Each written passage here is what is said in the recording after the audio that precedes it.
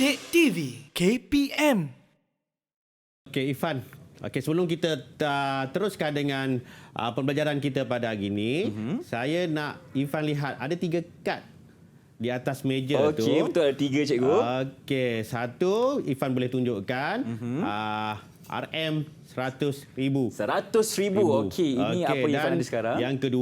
Kad yang kedua adalah kedai roti. Kedai roti. Okey, baik. Dan kad yang ketiga adalah kedai tayar. Kedai tayar ini yang ketiga. Saya nak tanya Ifan. Ya, saya cikgu. Andaikan Ifan nak jadi seorang ahli perniagaan. Baik. Okey. Sekarang apa perniagaan yang akan Ifan pilih? Kalau ikutkan Ifan ada 2 pilihan cikgu.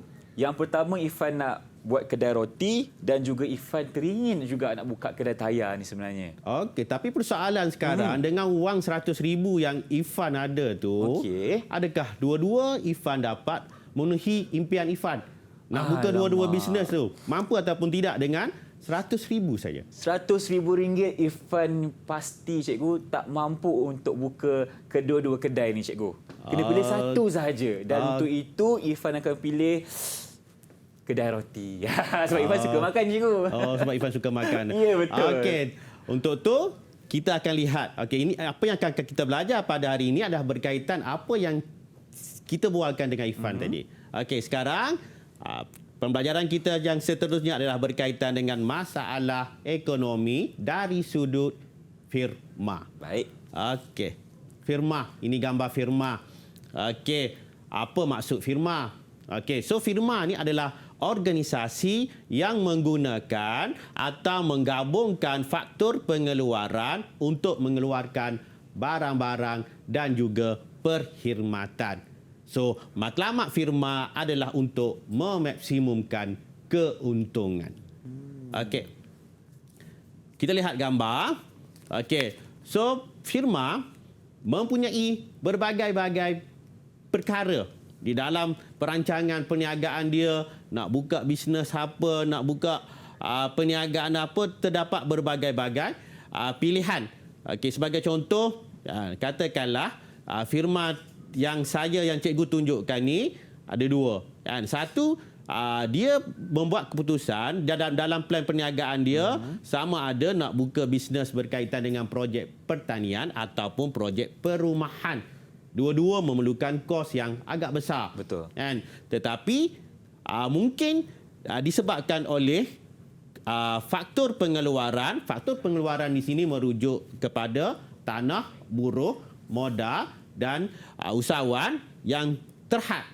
Di mana firma mungkin tidak akan mampu menjalankan kedua-dua perniagaan tersebut. So, biasanya firma akan pilih mana-mana satu perniagaan yang boleh bagi keuntungan yang besar ataupun dari sudut istilah ekonomi kita panggil sebagai memaksimumkan keuntungan. So pilihan firma biasanya perniagaan mana antara dua ni? Yang mana pelaburan firma sama ada projek pertanian ataupun projek perumahan yang boleh bagi keuntungan yang maksimum. Okey, kita teruskan dengan masalah ekonomi firma di mana firma akan menghadapi 3 masalah ekonomi iaitu masalah kekurangan, masalah pilihan dan juga masalah kos lepas. Okey.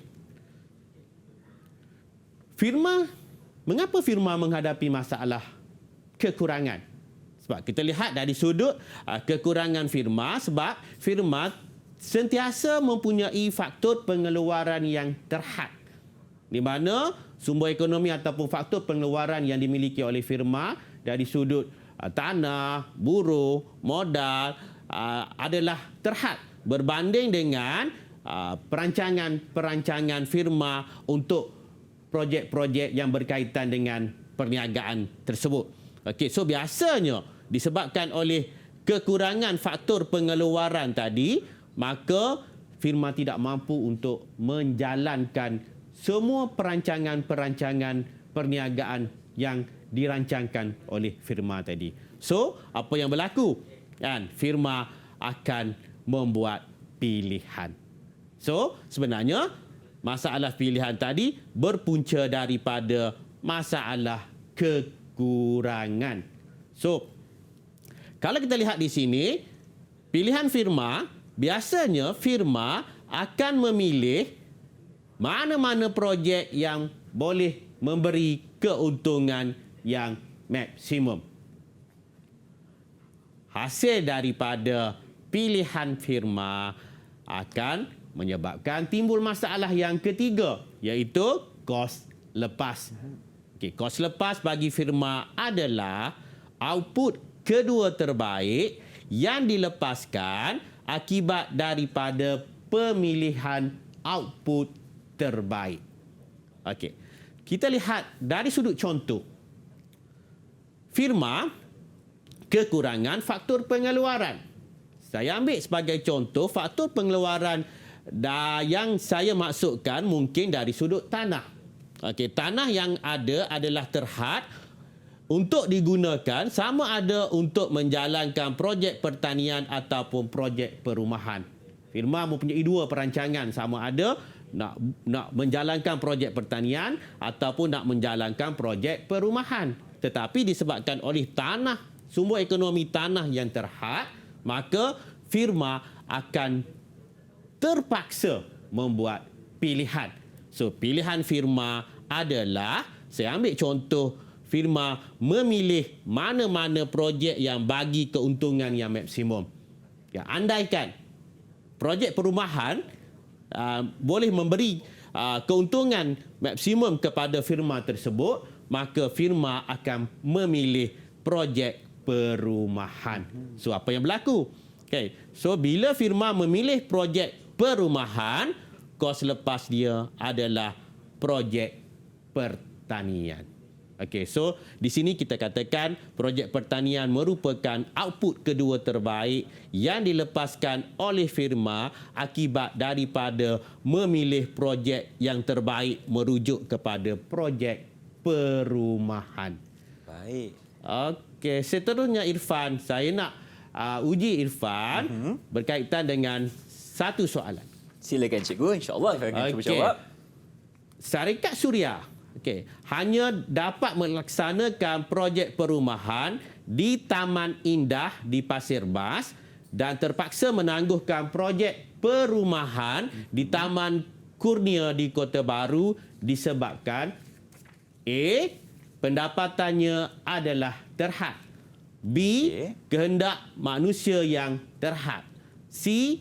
Modal dan buruh yang dimiliki terhad, dan D. Peruntukan sumber hasil kerajaan terhad. Syarikat Suria tadi merujuk kepada firma, ya Irfan. Okey, berdasarkan soalan ini cikgu, kita pertama sekali kena lihat dulu faktor-faktor pengeluaran cikgu.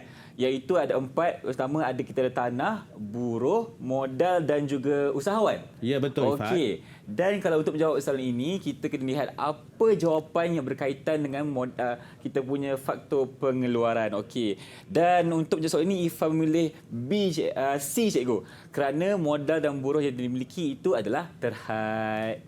Okey, kita lihat jawapan Irfan. Baik. Okey, betul Irfan. Buruh dan modal dan buruh yang dimiliki adalah terhad. Maka Syarikat Suria tidak dapat melaksanakan kedua-dua projek perumahan tadi, sama ada di Taman Indah di Pasir Mas ataupun projek perumahan di Taman Kurnia Jaya. Kalau kita lihat di sini, Syarikat Suria, firma Suria tadi telah memilih projek di Taman Indah. So, saya bagi 5 bintang untuk Irfan. Terima kasih cikgu. Okey cikgu, sebelum kita teruskan, Irfan ada satu soalan. Kalau firma ni cikgu ada 3 pilihan, adakah dia masih perlu buat satu pilihan juga yang memberikan keuntungan yang maksimum atau bagaimana cikgu? Ya Irfan. Firma biasanya kalau dia ada 3 pilihan, biasanya firma akan menyusun mengikut keutamaan. Baik. Projek perniagaan mana yang boleh bagi keuntungan padanya. Dan so biasanya dia akan pilih yang paling tinggilah dari segi ranking dia, Irfan. Okey, terima kasih cikgu atas penjelasannya. Teruskan. Okey, so sebagai rumusannya, saya ulang sekali lagi Irfan. Okey, so masalah ekonomi yang dihadapi oleh firma ada 3, iaitu kekurangan, pilihan dan kos lepas. Baik, cikgu. Didik TV KPM